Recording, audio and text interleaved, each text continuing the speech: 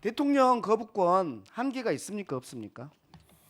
대통령 거부권의 요건과 한계에 관한 논의가 여러 있는 걸로 알고 있습니다. 네, 내재적 헌법 내재적 한계가 있죠. 그렇게 알고 있습니다. 예, 그 중에서 이런 논문이 있어요. 헌법재판소에서 발간한 학술지 헌법재판연구인데 거기에서 본인이나 대통령 본인이나 그의 가족과 관련된 법률안에 대해서 거부권 행사하게 되면 헌법적 한계를 넘어선 것으로서 국회는 권한쟁의 심판을 제기할 수 있고 헌재는 권한쟁의에서 위법성을 확인하면서 그 법률안 거부권을 취소하거나 무효로 할 수 있어야 된다라고 하고 있는 논문이 있는데 어떻게 생각하십니까? 일반적인 차원에서는 동의할 수 있을 것 같습니다. 네.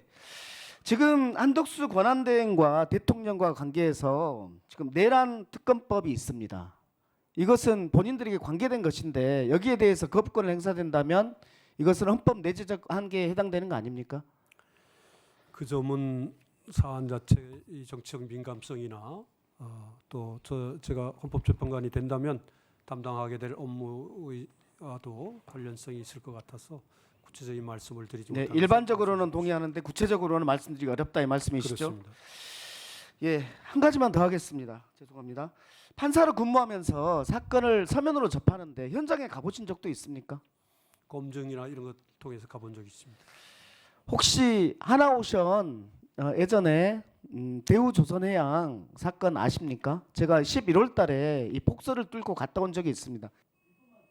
예. 470억 손배소가 돼 있는 사건인데요. 혹시 아십니까? 제가 얘기는 들었는데 자세한 내용은 모르고 예, 있습니다. 혹시 이런 사건들이 헌재에 온다면 현장에 방문해서라도 조사해 보실 의향이 있으십니까? 필요성이 있다면 해보겠습니다. 예, 노란봉투법 아시죠? 지난 8월에 윤석열 씨가 21번째 거부권을 행사한 내용입니다. 그 부분과 관련해서 이 헌법 이것이 위헌이라고 주장을 하거든요. 그쪽은.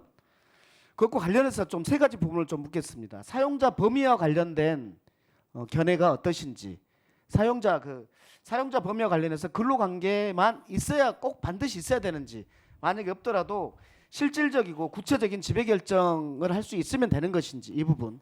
그 다음에 노동쟁의 대상과 관련된 부분. 그 다음에 손배 가압류와 관련된 그 부분. 이 세 가지 부분에 대해서 네, 위원님께서 잘 알고 계실 걸로 생각을 합니다만은 노조법상 사용자, 특히 단체 교섭 거부와 관련된 부당노동 행위에 관련된 사용자의 범위가 이제 문제됩니다. 지금 말씀하신 대로 근로계약 관계가 없는 원청의 경우에 노조법상 사용자성을 인정을 해서 단체 교섭 거부를 하면 부당노동 행위로 처벌할 수 있느냐 하는 그런 문제가 되겠습니다. 우리 대법원은 이미 지배 개입의 부당노동 행위와 관련해서는 원청의 사용자성을 인정을 하고 있습니다. 그것을 소위 실질적 지배력설이라고 하는 그런 견해에 입각한 것으로 평가가 되고 있는데요.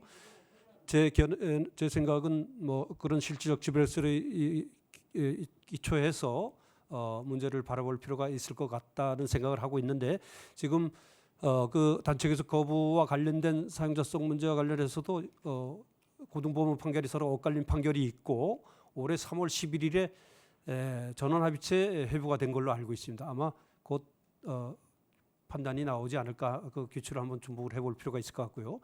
노동쟁의 대상과 관련해서는 지금 현재는 근로조건의 결정에 관한 결정이란 말이 상당히 중요한 의미가 있습니다만은 소위 이익쟁의와 권리쟁의 중에 권리쟁의만을 그렇게 대상으로 이익쟁의만을 대상으로 한다는 그런 이익쟁의만을 대상으로 한다는 그런 이제 해석이 되고 있는데 그 점과 관련해서는 그 이전 노동쟁의 조정법에서 지금 노동자 및 노동관계 조정법이 만들어지기 전에 노동쟁의 조정법이 있었는데 그 조정법에서는 근로조건의 결정이라는 말이 없이 근로조건에 관한 어떤 주장의 불일치라고 돼 있었던 것을 유의할 필요가 있고 그 당시 대법원 판결은 이익쟁의, 권리쟁의 가릴 것 없이 노동쟁의 대상이 된다고 해석을 했던 점도 중요하게 생각을 해야 된다고 생각을 합니다.